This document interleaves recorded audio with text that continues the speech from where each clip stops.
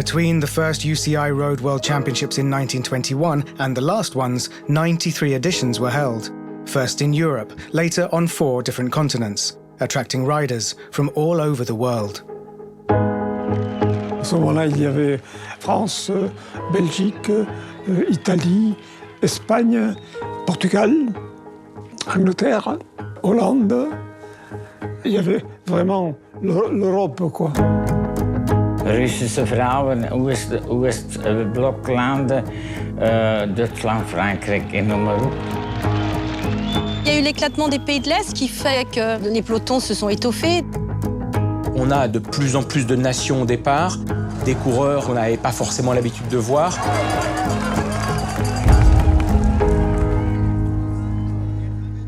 Le cyclisme a une force, c'est que quelque part, il peut se déplacer chez vous. Donc là, on se déplace dans les différents pays et chacun accueille de manière différente. Effectivement, on a une ambiance différente à Montréal, du Venezuela, de la Colombie, du Japon. Et c'est aussi ça.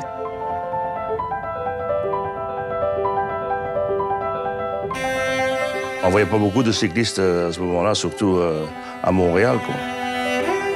Par contre, il y a beaucoup de monde à Montréal sur le circuit du Mont-Royal en 1974. Hein. Et c'est bien qu'Eddy Merckx ait bouclé son parcours en obtenant, pas sa dernière grande victoire, mais son dernier titre majeur quand même, là-bas, de l'autre côté de l'Atlantique. Les gens qui s'occupaient de cyclisme, oui, ils me connaissaient.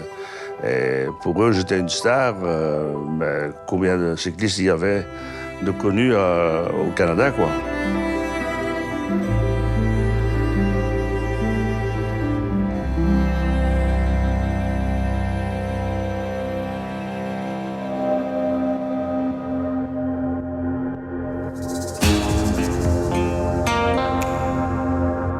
C'était très strict. Les gens n'allaient pas du tout sur le trottoir. Il y avait des gardes armés qui, si vous mettiez les doigts de pied sur la route, boum, vous aviez un coup de crosse dessus.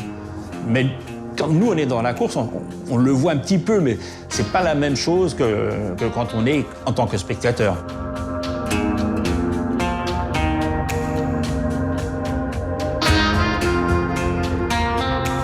Il y avait un cyclisme aux États-Unis, mais c'était pas du tout le même cyclisme qu'on connaissait chez nous, c'est-à-dire c'était un cyclisme de critérium, quoi. Mais c'était un événement. La première victoire de Lehman, oui, un Américain champion du monde, oui, ça a marqué quand même. Tackling the new wave? Oh, I don't know yet. I hope so. I hope so.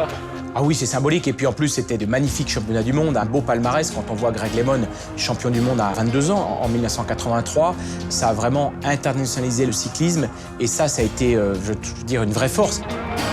It started bringing interest to the sport. I think it was after that victory that Sports Illustrated, which was the biggest sporting magazine in the United States, they followed me the next year prior to the 1984 Tour de France to do an article. So all those events started leading to greater TV exposure, and I do think it was a start of, as you know and everybody knows, you need a cycling star to get people excited about the sport. It's still a small sport, but I think it has a lot of potential in America.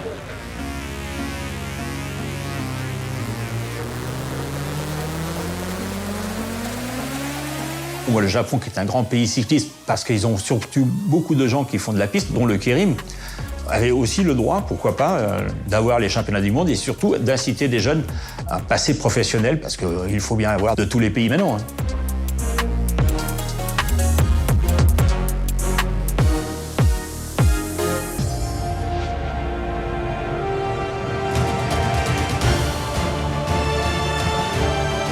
Cadel Evans, on le connaissait comme coureur par étapes, pas tellement comme un coureur spécialiste des courses d'un jour.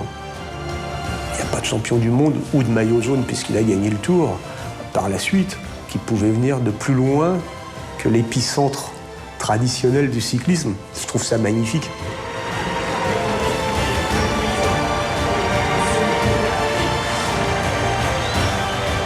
Et c'est vrai qu'avoir un Australien champion du monde, ça a permis de continuer cette vision mondiale finalement. Et je suis convaincu qu'on aura aussi des champions du monde venant des autres continents dans les années à venir. Geelong, il faisait froid. Il faisait froid. Quand on est arrivé, il faisait 4 degrés. On se serait cru à Brest au mois de mars. Il tifo del pubblico, che tu fossi italiana, giapponese, irlandese, olandese, tifavano per tutti ed è stata una grande festa. Io mi ricordo tantissima gente sulle salite che tifava e questo ai corridori e specialmente a me è una cosa che mi aiutava a spingere sempre di più e quindi io amo l'Australia. C'était une belle consécration pour Thor Hushovd, un Norvégien sacré en Australie. On parlait de mondialisation, on y était complètement. Le champion du monde à Geelong, il ne pouvait pas venir tellement plus loin que Thor Hushovd.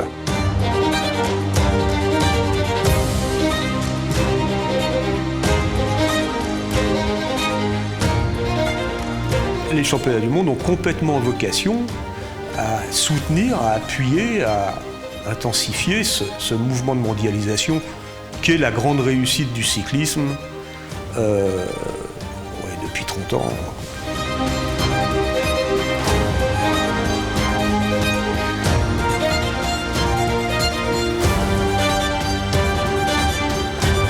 Alors il y aura des championnats du monde en 2025 en Afrique.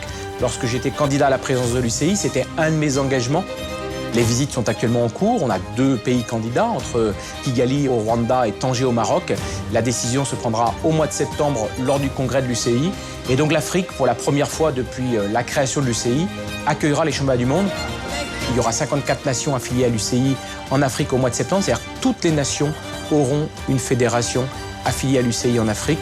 C'est phénoménal le travail qui a été fait depuis 20 ans où il n'y avait que 16 nations affiliées. Donc l'Afrique, c'est aussi le futur du développement du vélo.